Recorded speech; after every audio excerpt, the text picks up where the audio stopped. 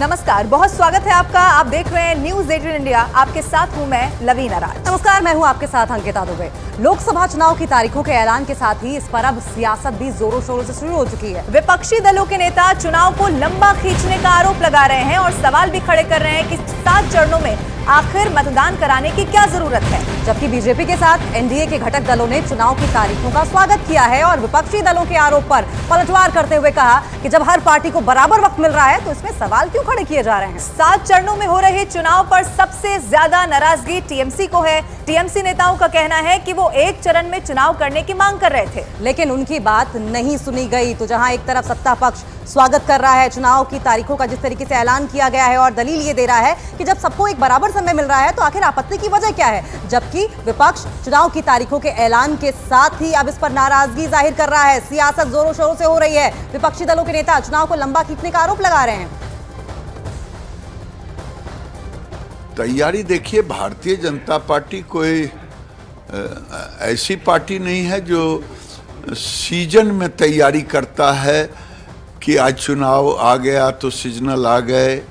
हमारा पूरे देश का स्ट्रक्चर है कि हर दिन कार्यकर्ता तैयार रहता है। 40 का 40 मेरा लक्ष्य है।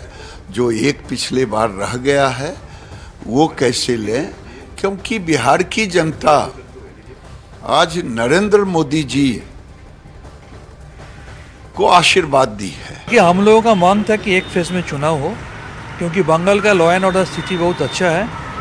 लेकिन हम लोगों को ये भी उम्मीद था, क्योंकि जिस तरीके से चुनाव आयोग को बीजेपी में अपना जेब में डाल लिया, सिंस इंडिपेंडेंस हम लोग कभी ऐसा नहीं देखा कि प्राइम मिनिस्टर का इलेक्शन हो रहा है और प्राइम मिनिस्टर और होम मिनिस्टर बैठ के सिलेक्ट कर रहे हैं कि कौन इलेक्शन कमिश्नर होगा। ये पहली बार यह देश में हुआ है।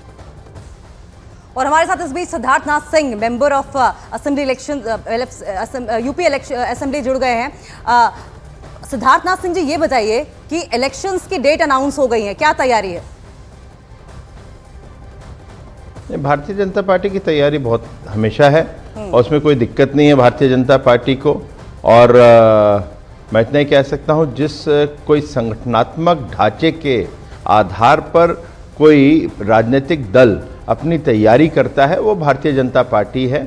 और उसके हर नेता, चाहे वो बड़े से बड़े हों, मोदी जी हों, अमित शाह जी हों, नड्डा जी हों, मुख्यमंत्री हों, या नीचे का बूथ का भी कार्यकर्ता, वो 24/7 काम करता है संगठन के लिए और संगठन को मजबूत करते हुए हम लोग चुनाव लड़ते हैं।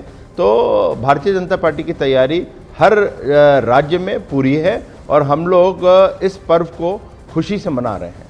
सिद्धार्थ जी, जरा आप ये भी समझाइए, विपक्षी दल, अब चूंकि सारी पार्टियों को समय तो एक जैसा ही मिल रहा है, 7 चरणों में अगर चुनाव हो रहा है तो किसी एक पार्टी के लिए थोड़ी हो रहा है, ये तो सारी पार्टियों के लिए सारी सीटों पर बराबर है। तो विपक्ष का इस 7 चरण पर भी राजनीति करना, आप इसे कैसे देखते हैं? देखिए, वो हमेशा उनको कुछ बोलना होता है। ये चुनाव जो होता है ये कोई भारतीय जनता पार्टी डिसाइड नहीं करती, और पहले भी होता है 6-7 चरणों में, पहले भी हुआ, 19 में हुआ है, 14 में हुआ है। जब इस प्रकार से चुनाव होते हैं तो अब हो रहा है तो उसमें क्या आपत्ति होनी चाहिए?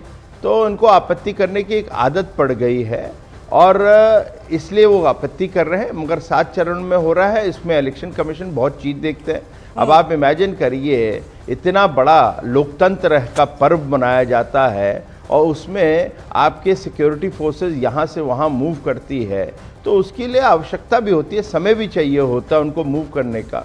और जहाँ तक कि टीएमसी का सवाल है, वो मैंने उनका भी बयान सुना है कि टीएमसी वाले थोड़ा रो रहे हैं कि एक चरण में होना चाहिए, वहाँ पे कानून व्यवस्था अच्छी है। अरे कानून व्यवस्था अच्छी है तो संदेश खाली नहीं होता ना, शाहजहां शेख को आप भगा के नहीं रखते होते, ईडी की पिटाई नहीं करते हुए थे, तो वहाँ पे आपने ऐसी कानून व्यवस्था बना रखी है। और ऐसे में सियासत तो होती ही रहेगी, आपके पास लौटेंगे। लेकिन इस बीच चुनाव की तारीखों पर किस दल की क्या नाराजगी है ये तो हम आपको बताएंगे, लेकिन उससे पहले आपको फटाफट ये बता देते हैं कि किस राज्य में कितने चरण में चुनाव होंगे।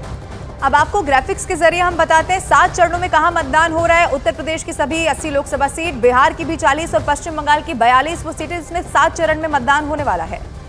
और इसके अलावा अगर महाराष्ट्र की बात करें तो 48 सीटों पर मतदान होगा, 5 चरणों में मतदान होंगे। जम्मू कश्मीर में 5 सीटों पर मतदान किए जाने हैं। इसके अलावा आप आगे बढ़ते हुए 4 चरणों में मतदान कहां होना है? मध्य प्रदेश, उड़ीसा और झारखंड में 4 चरणों में वोटिंग देखने को मिलेगी।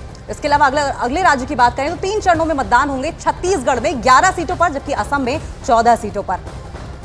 अब आगे बढ़ते हुए आपको बता दें 2 चरणों में मतदान कर्नाटक, राजस्थान, त्रिपुरा और मणिपुर में 2 चरणों में चुनाव होने वाला है।